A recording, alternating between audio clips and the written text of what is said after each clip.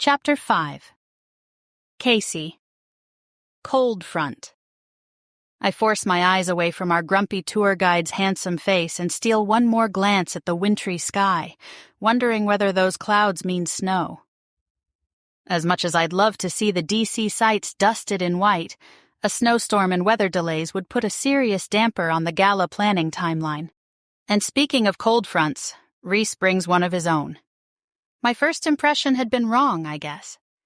When my gaze locked on his light brown eyes, a current of warmth ran through me, despite the below-freezing temperature. But obviously I'd been the only one feeling anything positive in that exchange. We enter the White House and regroup just inside. The spacious entrance hall boasts portraits of several previous First Ladies, abundant evergreen garlands, and glittering gold decor. A harp and flute duo play a gentle rendition of "O Holy Night." Even the air carries the scent of cinnamon and pine. Simon leads us into a small room where journalists and photographers, since this is a special press access day, are crouching down, leaning over, and angling their cameras in every way imaginable. We pass the Gold Star Christmas trees, which honor the families of fallen service members, and a gallery wall showcasing past presidential Christmas card designs. I grab Claire's hand and whisper, "This is amazing!" It's more than amazing, it's breathtaking. She tugs me closer and whispers in my ear. Also breathtaking, our tour guide. "Oh, Simon?" I ask, knowing full well she doesn't mean him. Claire stifles a snort. Oh yeah, I know how you go for shorter men with wedding rings. If you mean Ballantyne, forget it. He obviously can't stand me. I loosen my scarf the rest of the way and unbutton my coat. Give him time to warm up. Maybe cold weather makes him grumpy. Maybe his name makes him grumpy, I mutter. But that accent. Claire, I'm here for the decorations. One side of her mouth lifts mischievously. I thought that's what we were talking about. I give her a playful shove. Mind your step, ladies. Simon calls over his shoulder. Keep close now. I quicken my pace. Do you know the exact number of Christmas lights in the White House this year, Simon? No idea, love. But I've been told there are 83 trees. That do the trick? Yes, that's great. I stop to type the details into my phone while the others move on ahead to the large bronze bust of Abe Lincoln. Claire chats comfortably with Simon, who's clearly in his element, telling personal stories about prominent political figures. Rhys, on the other hand, strides right past Honest Abe and the private theater without a second glance, like he can't wait to get this over with. Claire checks her phone and catches up with me. Lexi just messaged. She can't do tomorrow. Today's her only day off. Okay, so what's the plan? I ask. Not sure yet. Waiting for her to text back. We walk down the hall to the East Garden Room, where the White House Historical Association sells souvenirs, including official White House ornaments.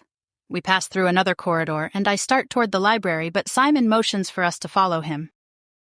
Come on up. Simon heads up a nearby staircase. You lot can have a wander around the ground floor later. Good stuff's up here. As we enter the expansive East Room, goosebumps dance up my arms and raise the hair on the back of my neck. Hundreds of tiny squares of silver and gold hang from the ceiling, scattering light on the walls and floor, creating the illusion of snow flurries. It's perfect, peaceful, enchanting. Then a disdainful scoff shatters the moment. One would think they could manage something grander than kitchen foil, Rhys says dryly. All three of us swivel to stare at him in disbelief. What? He shrugs in defense. Just an observation. This way to the green room, ladies. Simon ushers Claire and me forward with a sweeping gesture, then widens his eyes in warning to Rhys. Before Ballantyne here lands himself on the naughty list. I begin following Simon, but an elaborate nativity scene catches my attention. A few moments later, Rhys's quiet voice ripples through me. This is rather splendid, he says. I refuse to make eye contact despite the effect his voice has on me. Oh, so this isn't too cheap for your taste? Allow me to apologize. I didn't mean to offend. Sometimes. He trails off. I shift so he can get closer to the figurines. Sometimes? I glance at him. His deeply furrowed brow and far-off expression surprise me. I forget Christmas is a happy occasion for most people. My inner cynic doesn't always know when to remain silent. He sounds like someone who's forgotten what joy feels like. I wish I could lend him a little of mine. Then, an image of my mom in the hospital at Christmas time flashes through my head, and I remember how unhappy I was that day. You have a point, I say. Christmas can be difficult. His expression softens, and he shoves his hands into his pockets. Why isn't it a happy occasion for you? I ask. His jaw tenses. Looks like we've lost Simon and Claire. We'd best catch up. And then he's gone. What made Christmas a sad holiday for Rhys? Maybe it isn't me or the cold making him grumpy today. Maybe something awful happened to him at Christmas, and these decorations are a painful reminder. I shove that thought aside when I glimpse the magnificent trees flanking the exit of the East Room. They're at least 12 feet tall and seem to be made of shimmering crystal and light. I pull out my phone and snap several photos. Kacey, Claire hisses and grabs my hand, dragging me away from the trees. what are you doing? Come on. I'm studying design elements, I explain, confused.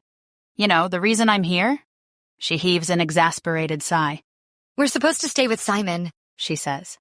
We can come back later to take pictures. Even though my sister-in-law usually treats me like an adult, she sounds a lot like my mom right now. Nevertheless, I allow her to tow me to the green room, where Simon and Rhys are appraising an interesting multicolored tree in the center of the room. I tilt my head as I study it. Not my favorite style, half moons and feathers, I mumble to Claire. And I'm not sold on the colors. Now who's the critic? Rhys asks. No, it's... Rubbish. No, definitely not rubbish. It's different. Different can be good. He bites back a smile. Right. Simon clears his throat. The official White House Christmas trees in the blue room next door. Shall we? As we re-enter Cross Hall, I catch sight of dozens of white doves suspended from the ceiling. Delicate. Weightless. Graceful. Rhys sidles up next to me and folds his arms over his chest as he evaluates the doves. Those are quite nice. Nice? I roll my eyes. I find them awe-inspiring, and he says they're nice. Behind us, I hear a series of shutter clicks. A photographer snaps a few shots of Rhys and me beneath the white doves. I give her a move-along look, and she hurries off. Paparazzi aren't exactly a regular feature of my life, but as Leo Briggs's daughter, I recognize a tabloid risk when I see one. We all file into the blue room, where the 18-and-a-half-foot tree is dressed up like a carousel. Simon explains that the lights are powered from above. The electricity comes from the ceiling instead of the floor or wall sockets. We continue the tour through the Red Room and into the state dining hall. 2 enormous trees feature paper chains made by military families and ornaments sent in by children around the country.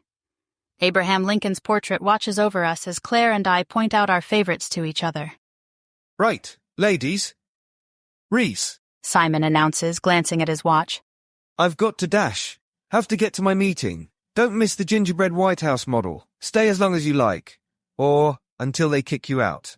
Simon, thank you for doing this, I say.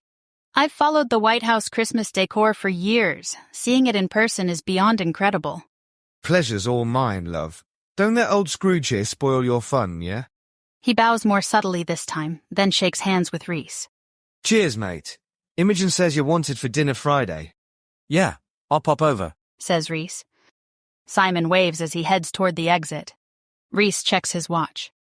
Intent on avoiding an awkward moment, I grab Claire's hand and lead her to the gingerbread house, leaving Rhys to occupy himself. The craftsmanship of the White House model is astonishing. Every detail, from sugar window panes to piped icing garlands, is flawlessly executed. The windows, wreaths, and even the surrounding trees glow from the inside. A spectacular starburst illuminates the roof of the confectionery construction. On the South Lawn replica, miniature ice skater figures glide around on a frozen pond. There's no way I'm going to try to recreate this masterpiece, but maybe someone could make a cake in the shape of Quantum HQ, I murmur to myself. Oh, for sure.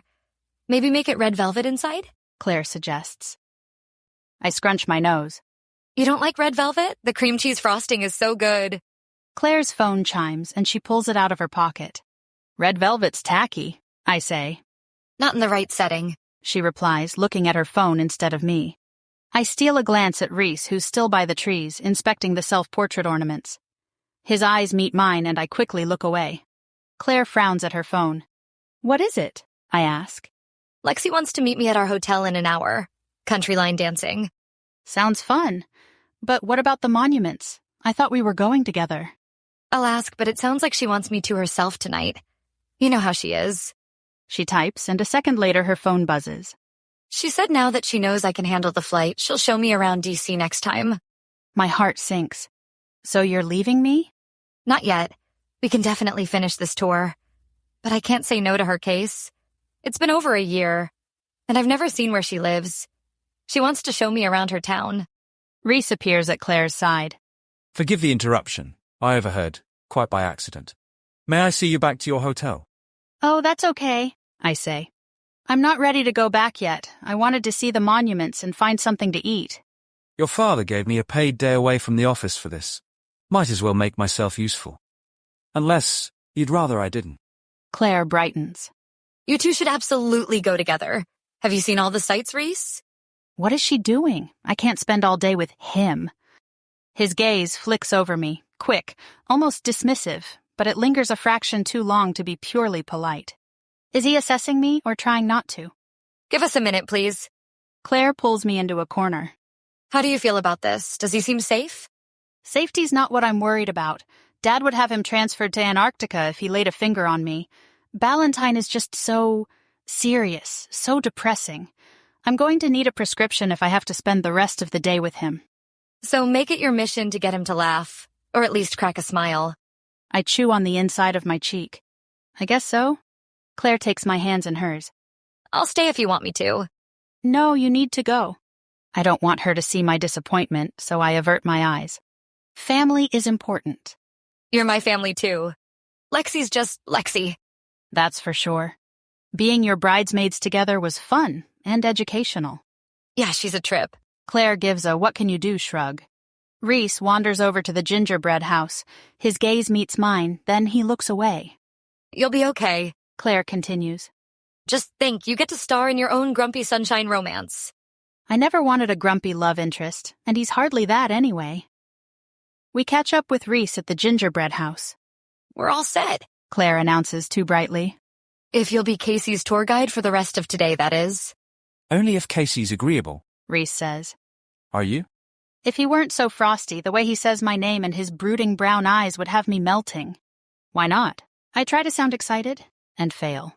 How am I supposed to get inspired and capture the spirit of Christmas in the company of a human iceberg?